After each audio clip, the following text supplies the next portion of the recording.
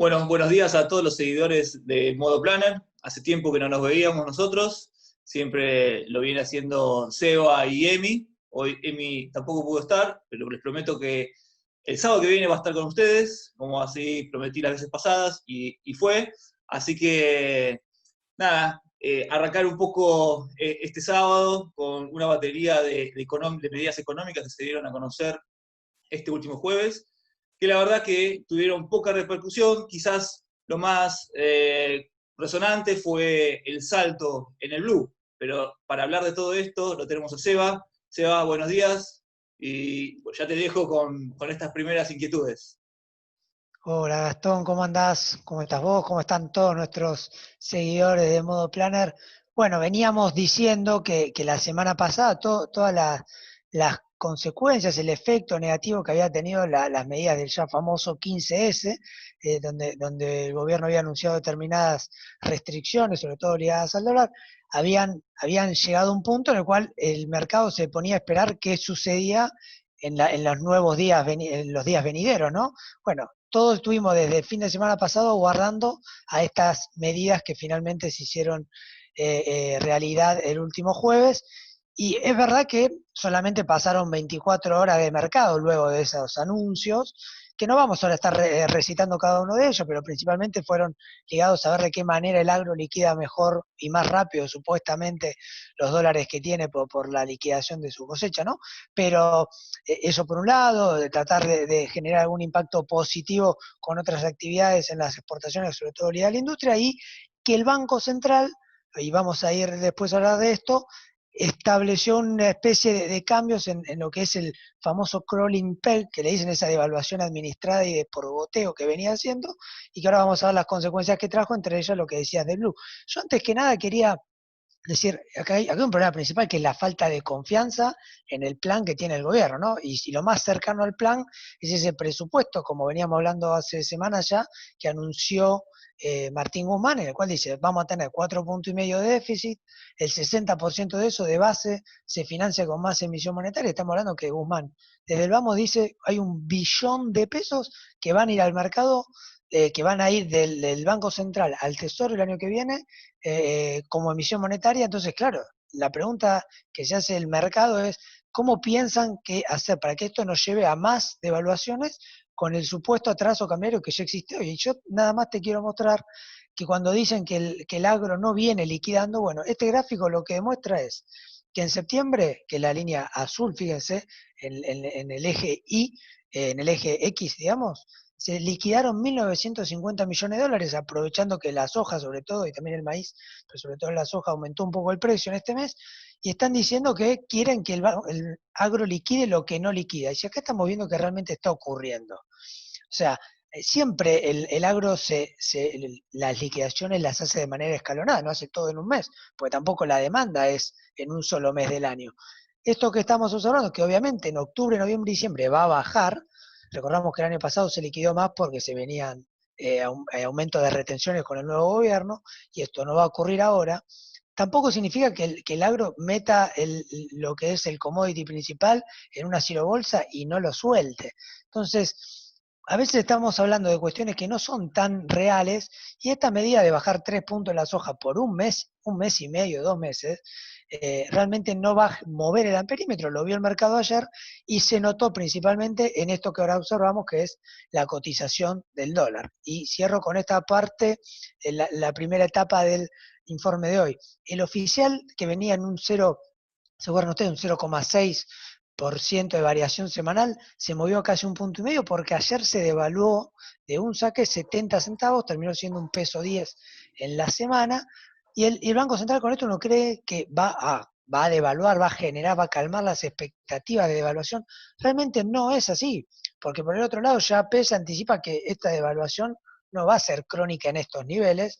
Por lo tanto, todos sabemos que el atraso cambiario va a continuar, y el atraso cambiario se resuelve cuando no es por la buena, por la mala, y esto va a generar un impacto negativo mayor.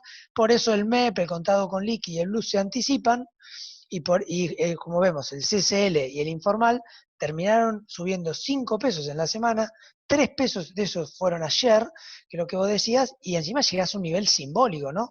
150 pesos para la gente es un impacto muy grande.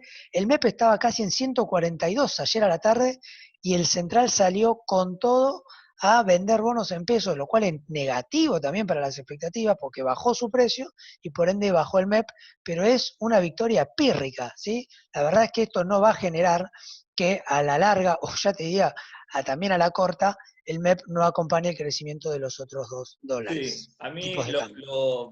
digamos, todo esto lo que me hace creer es, o pensar, cuántas alternativas más tiene el gobierno antes de efectivamente devaluar, ¿no es cierto? O sea, la devaluación brusca. Vemos que están tirando un montón de opciones y alternativas, pero creo que la salida es una y no sé cuán inminente puede llegar a ser. Pero bueno, en función de todo esto, lo que hablamos, Seba, ¿cómo se vio reflejado en las reservas, en los depósitos? Hay una caída fuerte en las reservas, bueno, motivo por el cual todo este conjunto de acciones, pero contanos un poco cómo se ve reflejado en números. Tal cual, Gastón, vos fíjate que, te acordás que seguramente la última vez que nosotros tuvimos las reservas estaban tranquilamente por encima de 43.000 millones, algún sábado anterior que estuvimos compartiendo la jornada aquí con todos y ahora ya la ven en 41.254 millones. Déjame decirte que en la semana bajó 716 millones de dólares las reservas brutas del Central, esto es muchísimo y la principal razón desde ya, como anticipamos la semana pasada, fue cómo continuaron cayendo los depósitos privados en dólares. Fíjate esto, 723 millones cayeron en la semana, gran parte de eso ya son encajes del central, entonces por ende se vienen abajo las reservas, pero también lo que intervino el central en cuanto a lo que necesitó en el mercado único libre de cambio para que lo que solicitaban para importaciones se pudiera compensar porque era más de lo que entraban por exportaciones. Ayer solo vendió 150 millones de dólares en ese MULC, como nosotros lo denominamos, y fíjate que terminaron en 16.147 millones de dólares los depósitos privados, decíamos, y esto está calculado el 30 de septiembre, falta ayer y falta anteayer, ¿sí? Que fue el inicio de octubre. La situación es muy preocupante. Y déjame hacerte una aclaración, ¿te acordás?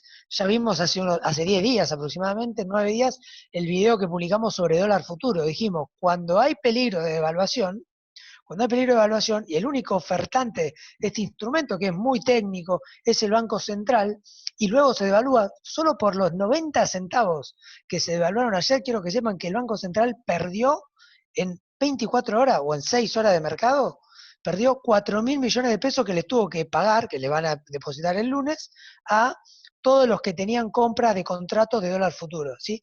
Ese simple cambio, ¿por qué? Porque el dólar futuro el jueves valía, por ejemplo, el de octubre, 78,66 y al día de ayer, por la devaluación más fuerte del oficial, pasó a valer 79,31. Ese solo cambio hace que el central tenga que emitir 4.000 millones de pesos, solamente por ahí. Y si hablamos de emisión, fíjate lo que fue la asistencia al Tesoro de septiembre. ¿Se acuerdan que dijimos con Emiliano hace unas semanas que agosto había tenido una pausa importante, que era como algo positivo?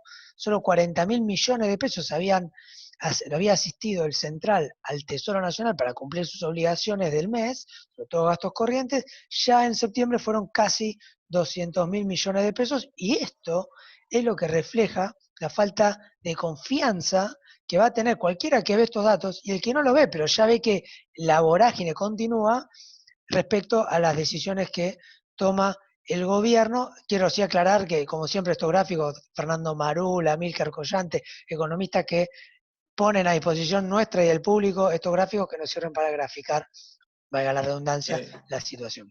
Sí, bueno, y si hablamos de confianza, que es con la palabra inaugural, que fue la palabra inaugural que utilizaste cuando arrancamos con toda esta saga de resúmenes económicos, no hay mejor lugar donde se vea reflejada la confianza o la falta de confianza que es en la bolsa. La bolsa es el principal monitor de donde nosotros podemos ver la confianza que se tiene o no sobre las acciones de un gobierno. Entonces, contanos un poco cómo se movió la bolsa, Seba. Bueno, hay que decir que ustedes recuerdan todo lo que ha venido cayendo en las últimas semanas y a la espera de estos anuncios, afortunadamente venía, digamos, en un piso y no siguió cayendo más allá de eso. Por eso podemos ver que el Merval en peso esta semana fue recuperando, sobre todo en los primeros 3 días, hasta un casi 4%, obviamente, lo decimos claramente, entre la inflación y todo lo que venía cayendo, desde un quinto de su suelo. Y en dólares prácticamente no reflejó cambio porque lo que aumentó en pesos es lo que se devaluó el contado con liqui. Pero vemos que lamentablemente lo que son las acciones que cotizan en New York siguen bajando. Ahora vamos a ver también el contexto internacional que no ayudó esta semana, pero acá estamos viendo que el ejemplo que siempre utilizamos, los ADR del Grupo Financiero Galicia, un 1,5 abajo, y los bonos también cayeron en esa proporción, lo cual hizo que el riesgo país aumentara un 1,5%, y hablábamos también de cuál fue el contexto internacional, Gastón. Hoy, 3 de octubre, estamos a solo un mes exacto del 3 de noviembre, que cae martes. Siempre las elecciones en Estados Unidos son los martes, el 1 de noviembre, el primer martes de noviembre. Estamos a 31 días de las elecciones en Estados Unidos que tuvieron su primer debate entre los principales candidatos, Joe Biden y Donald Trump, esta semana que pasó. Y vale decir que, como ya están viendo en pantalla, el S&P 500, que venía cayendo por 4 semanas consecutivas, no se volvió a hundir, tuvo un leve rebote, pero siempre en valores similares, ni las caídas ni las alzas han sido pronunciadas. Aquí vemos que recuperó un 1,5%, pero ahora ya nos metemos en lo que fue el debate, pero sí quiero decir que el petróleo cayó más de la cuenta, 7 puntos, sobre todo ayer cayeron $1,50, la mitad de lo que cayó en la semana, tanto el WTI como el Brent, y el real, que se sigue lamentablemente devaluando, pasó ese umbral de 5,50 por dólar, hoy está en 5,68. Esto desde ya no nos conviene a nosotros, como vemos nosotros que estamos claramente en la relación comercial con Brasil, que es nuestro principal socio.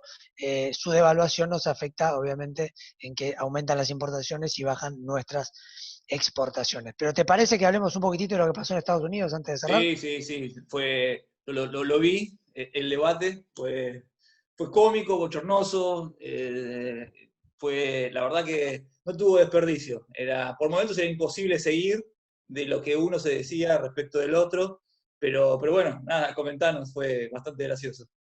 Sí, no es tampoco no vamos a, al menos en mi caso, a hacer un análisis político, sino que, claro, ¿se acuerdan que decíamos la semana pasada? El mercado no lo prisea, aún no cree que vaya a ocurrir, porque están muy parejas las encuestas, un poco por encima el retador, el demócrata Joe Biden, pero apuesta un poco más al triunfo de Trump. Y el primer debate en lo que fueron las encuestas, cómo cambiaron o se mantuvieron las apuestas y demás análisis de especialistas, no arrojó a un Trump ganador. De hecho, estuvo muy agresivo por demás, inclusive, y se cree que Biden ganó en las tarjetas, como dirían en el boxeo, por pocos puntos. Ahora, faltan dos debates más, el próximo es el 15 de octubre, y en el medio pasó que en la madrugada de ayer, viernes, se conoció que Trump tiene coronavirus. También se conoció que a Biden por lo menos no lo contagió en el debate porque su hisopado dio negativo, pero claro, esto es lo que hizo que ayer el mercado también cayera más de la cuenta, porque estaban las dudas. A priori no tiene problemas importantes de salud, tienen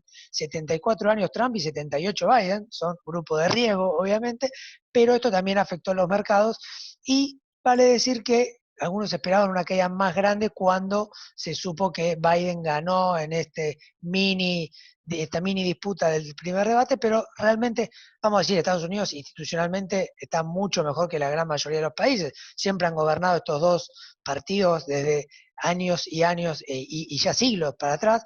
Entonces, el equilibrio que hay, inclusive en el Congreso y demás, en el Parlamento, hace que ni una victoria de uno ni una victoria de otro por pocos votos genere un cimbronazo sin igual, pero habrá que seguir atentamente lo que suceda. Pero volviendo, antes de despedirnos, no nos queremos ir de este informe sin los muy duros datos que se conocieron de la economía real esta semana. Sí, sí, sí, la verdad que no es la mejor placa con la que podríamos llegar a cerrar el informe económico esta semana, pero la verdad que fue un dato muy comentado durante toda la semana y nosotros no podíamos dejarlo pasar, que es el índice de pobreza, ¿no es cierto? La verdad es lamentable los números en los que nos encontramos Y bueno, un poco lo que queríamos hacer es mostrar el desglose por rango etario y hablar un poquito al respecto. Así que Seba, nada, te dejo con esta última placa, no demasiado feliz. No, sin dudas, Gastón, y sin contar que ya están viendo ustedes los datos, del 35,5% del segundo semestre que había, aumentó 5,4 puntos, terminó lo que es el primer semestre de 2020, porque la pobreza se mide a modo semestral, fue 40,9, pero si se desglosa por trimestre, no lo brinda este dato el INDEC, pero sí se estima claramente, porque la realidad fue así de dura desde abril. Este 40,9 dicen que está hoy en día rondando ya los 45 puntos en estos últimos 2, 3 meses. Es muy grave esto. Ustedes ven que encima, cuanto más joven es la gente, mayor es el nivel de pobreza y de indigencia. De los 8 puntos de indigencia que había a diciembre, o en el promedio del semestre anterior, ya en este primer semestre de 2020 ascendió a 10,5. La situación es gravísima. Uno de cada 3 hogares son pobres, y si encima le sumamos este otro dato, Gastón, que es la actividad económica que salió de julio, ¿sí?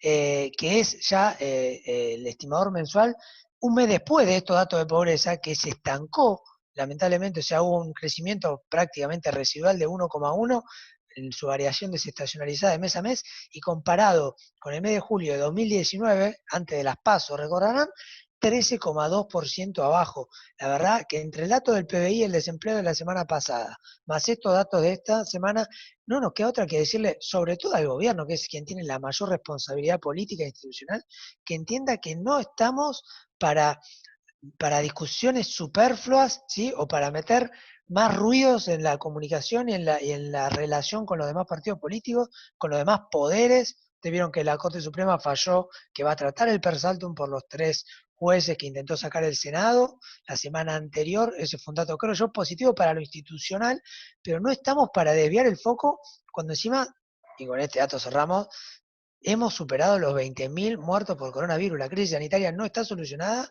el interior está muy complicado, el interior del país, y no se encuentra una salida hoy en día que nos ofrezca una expectativa, una esperanza de que estos datos reviertan de una vez por todas, porque la situación es muy, pero muy grave. Pero bueno, este Sí, es el panorama que tenemos a hoy, que estamos ya arrancando el último trimestre de este tan duro 2020. sí, que atrás quedó, ¿no?, aquel momento en donde Ginés mencionaba que era muy difícil que llegue este bicho a la Argentina, ¿no? Ya pasó mucho tiempo y todo esta agua corrió abajo del puente. Pero bueno, Seba, la verdad te agradezco como todos los sábados este resumen, recontra completo como siempre. Le agradezco a todos los seguidores. Emi, te esperamos la semana que viene. Bueno, Seba, yo te despido y te dejo que te despidas de todos los seguidores de Modo Planner. Gracias. Gracias a vos también, Gastón. Un saludo a todos. El próximo sábado tendremos la emisión número 20 de este informe, así que ya con Emi, obviamente. Te agradezco a vos, Gastón, como siempre, por bancarnos, y estaremos para compartir, esperemos, más información y que sea de otro color y no de este nivel lamentablemente, de novedades que estamos compartiendo. Un abrazo para todos.